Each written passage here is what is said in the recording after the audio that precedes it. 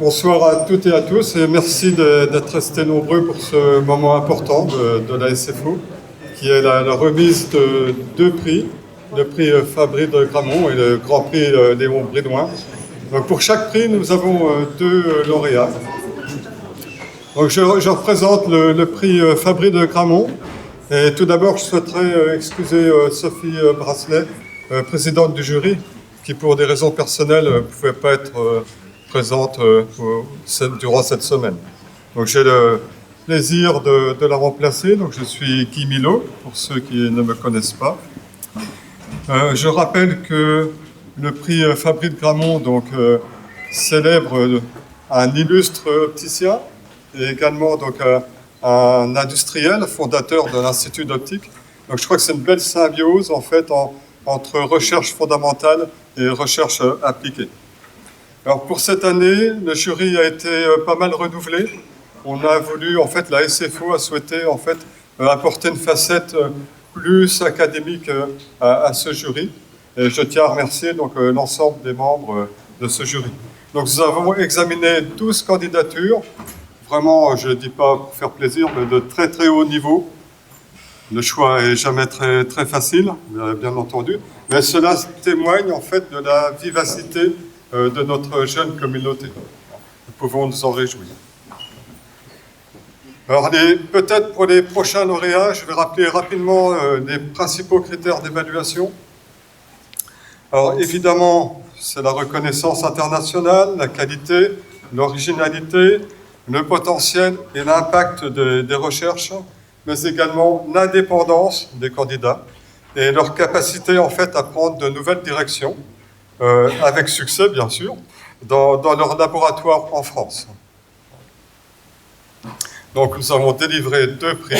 Donc le premier prix, alors le suspense c'est pas à son comble puisque c'est déjà affiché. Donc pour le premier prix 2023, j'ai le plaisir de le délivrer à Patrick Bouchon, donc directeur de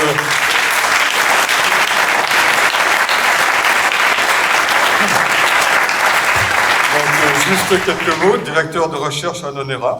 Donc, nous avons apprécié tout particulièrement tes contributions dans le domaine des antennes optiques pour l'infrarouge et le terahertz. Le jury a apprécié ta capacité à mener des recherches fondamentales dans des cadres applicatifs également précis, depuis la conception, la fabrication, la caractérisation de nanocomposants jusqu'à la validation expérimentale, passant par des modélisations électromagnétiques, incluant aussi l'optique non linéaire. Donc tu as, cher Patrick, tu as, disons, 12 minutes, parce qu'on se réserve le droit quand même à quelques questions, pour nous faire un petit résumé de tes travaux. Et puis, évidemment, le plus important, félicitations. Merci beaucoup.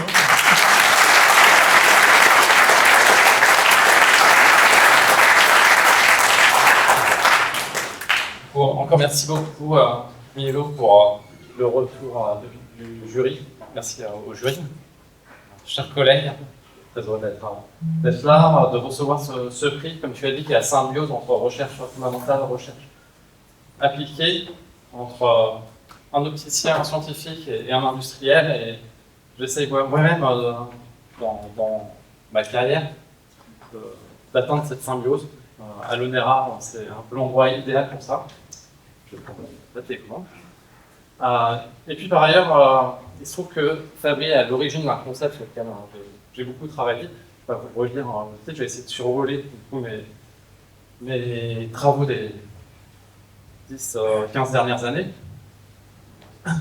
Donc le concept que vous connaissez tous, c'est l'interféromètre de Fabry et de TRO, qui consiste à avoir une interférence dans une couche mince entre l'onde qui fait des allers-retours dans cette couche mince et l'onde qui va être soit directement transmise, soit directement réfléchie, sachant que J et Tournois, plus récemment, il y a quand même quelques dizaines d'années, ont reformalisé une version avec un réflecteur en face arrière, avec des particularités que je ne vais pas non plus détailler ici, mais c'est plus ce système-là dont on se rapproche des résonateurs, nanorésonateurs sur lesquels j'ai beaucoup travaillé, où l'idée en fait c'est d'associer cet interféromètre sur les PRO, j'y reviendrai, avec une onde métallique qui a supporté juste un mode transverse magnétique.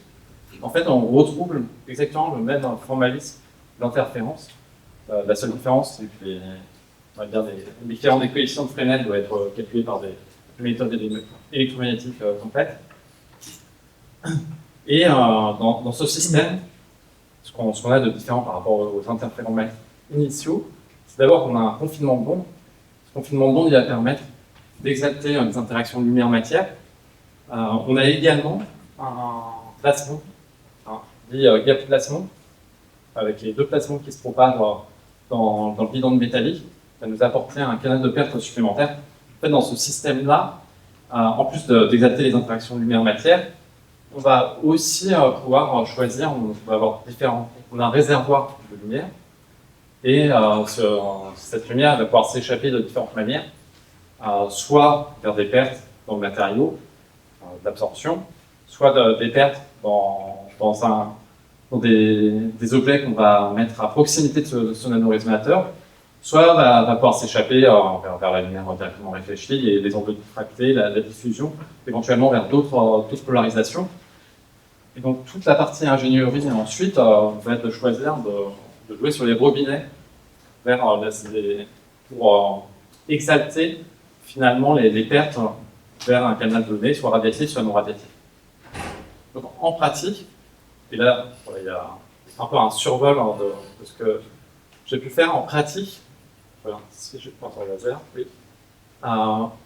On a pu montrer qu'on était capable, avec ces nanorésonateurs, d'obtenir une absorption totale, à la fois du coup dans les cavités, dans le sens que je vous ai montré, mais on peut aussi tourner ces cavités, avoir des choses qui sont plus simples à fabriquer, qui ont été reconnues très largement dans la littérature, dans des équipes au niveau mondial. Il y a des revues entières là-dessus.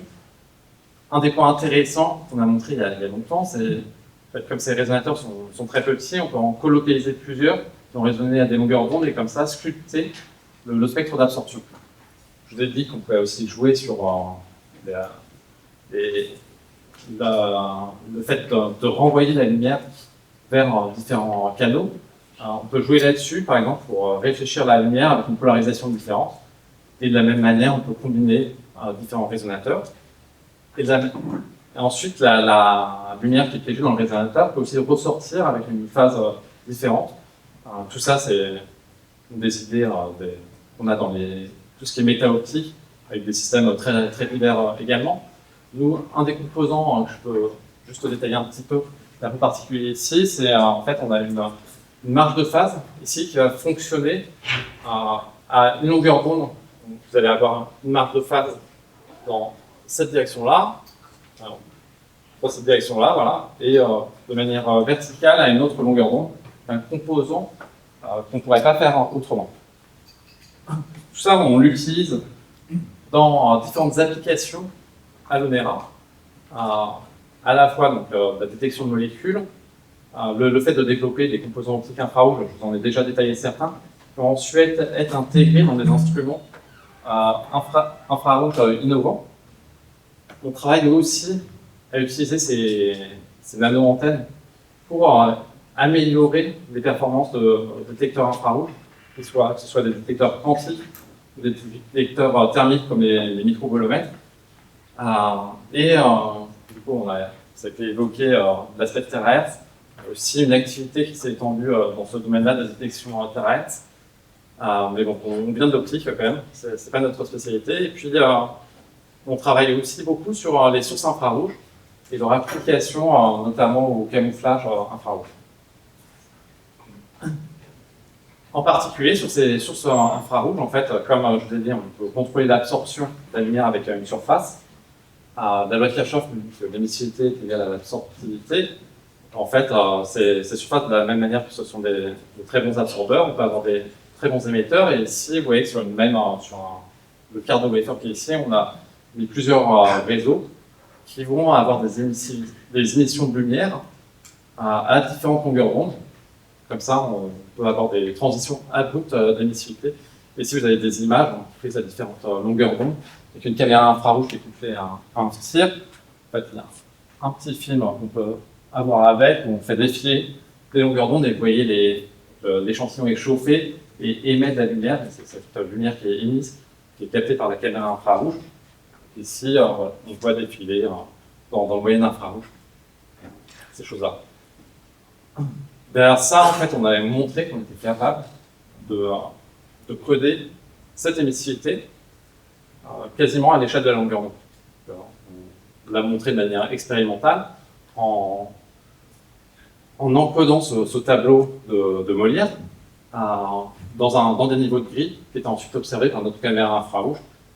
De cette manière, on chauffait l'échantillon et on regardait son émission et on retrouvait avec la caméra infrarouge le tableau qu'on avait encodé, avec la capacité, en utilisant un objectif casse-grain, d'aller vraiment voir quasiment sur un pixel de la caméra, on va dire quelques longueurs d'onde. Donc cette notion de contrôle de l'émissivité à la longueur d'onde.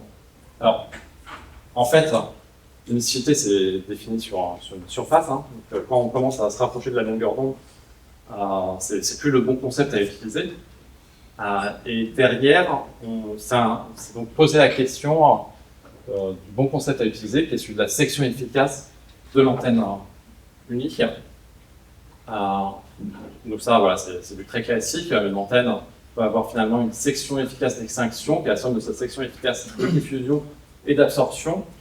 Et la section efficace d'absorption, elle, par la loi de Kirchhoff, qui peut être généralisée, est égale à sa section efficace d'émission. Donc ça nous intéressait d'aller comprendre plus en détail quelle a été exactement la section efficace de nos objets, comment ça se comportait en champ proche, puisque c'est ça qui va aussi donner des informations sur l'exaltation de lumière-matière.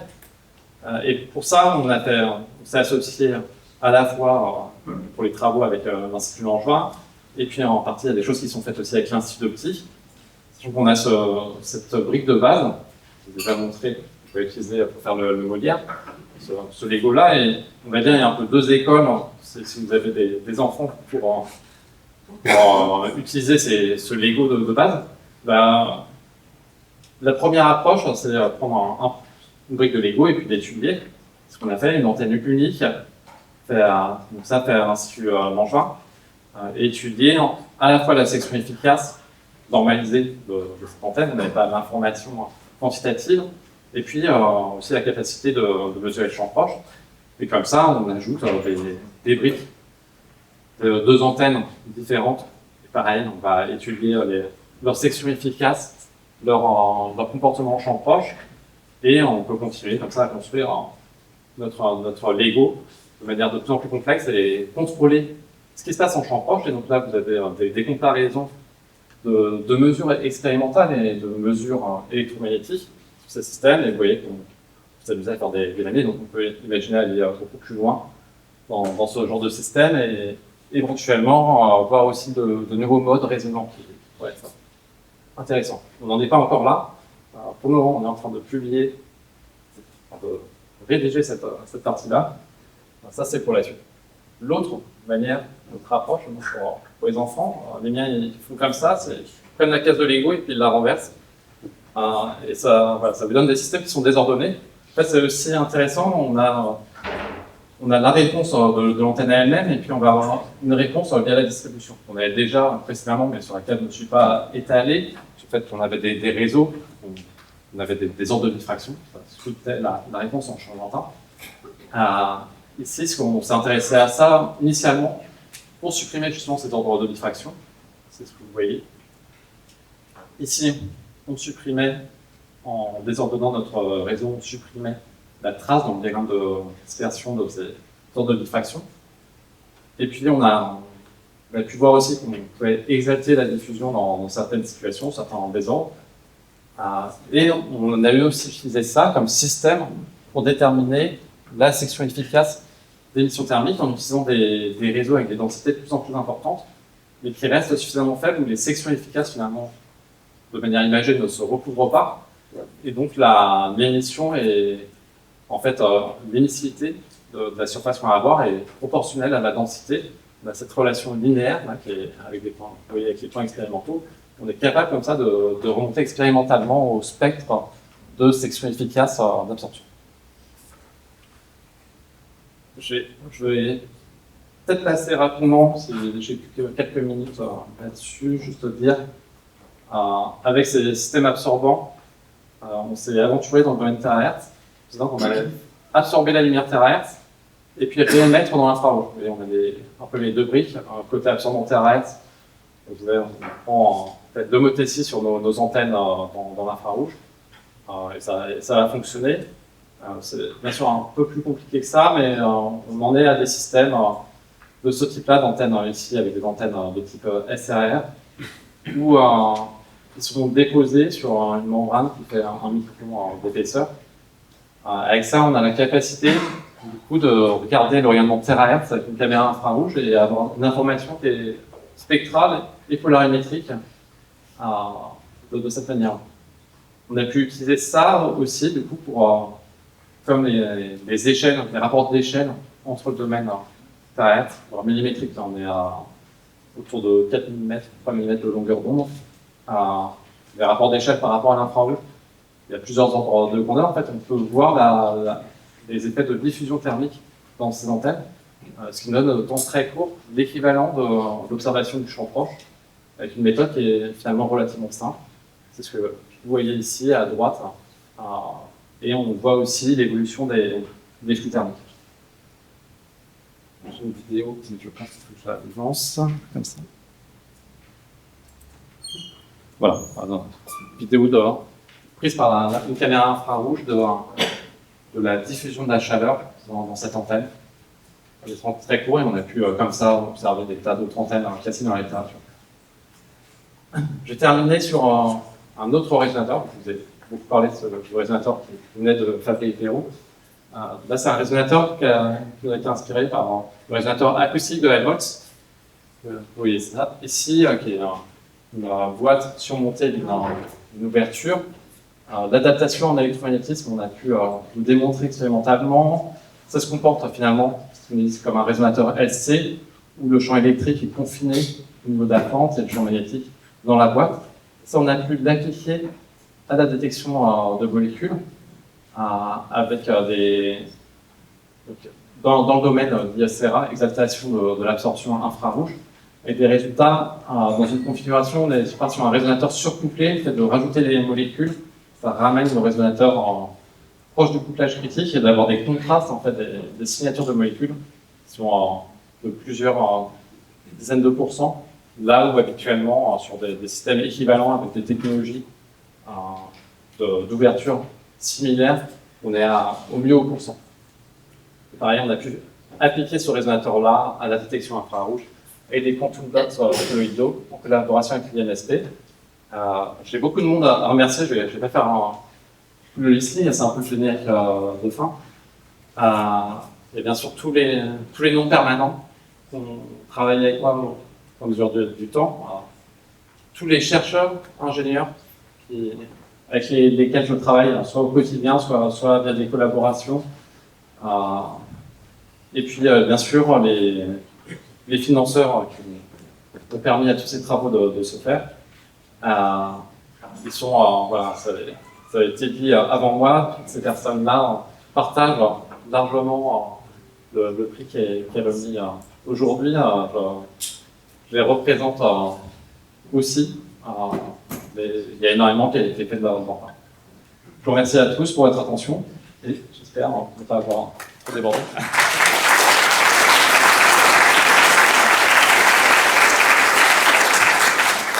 Nous avons le temps pour une ou deux questions. Y a-t-il des volontaires? Moi, ce que je dois dire, c'est que je suis toujours épaté par ce que vous êtes capable de faire en salle blanche. Et Camille l'a signalé, c'est pas toujours forcément reproductible. Avec un même échantillon, on obtient des résultats différents. Et là, pour les nano-antennes, comment ça se passe? C'est vraiment reproductible facilement? Pour les nano-antennes, enfin, je n'ai pas produit, hein, c'est pas un filigrane, mais on travaille avec le C2N, on arrive pas pour toutes les fabrications d'échantillons.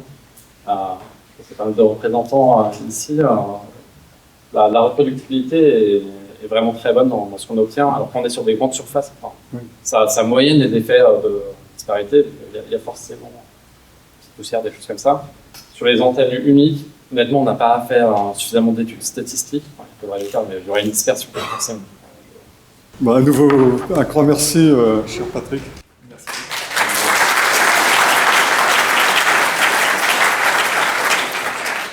Donc, on attend que la diapositive se mette à jour. Oui. Donc j'ai à présent le plaisir.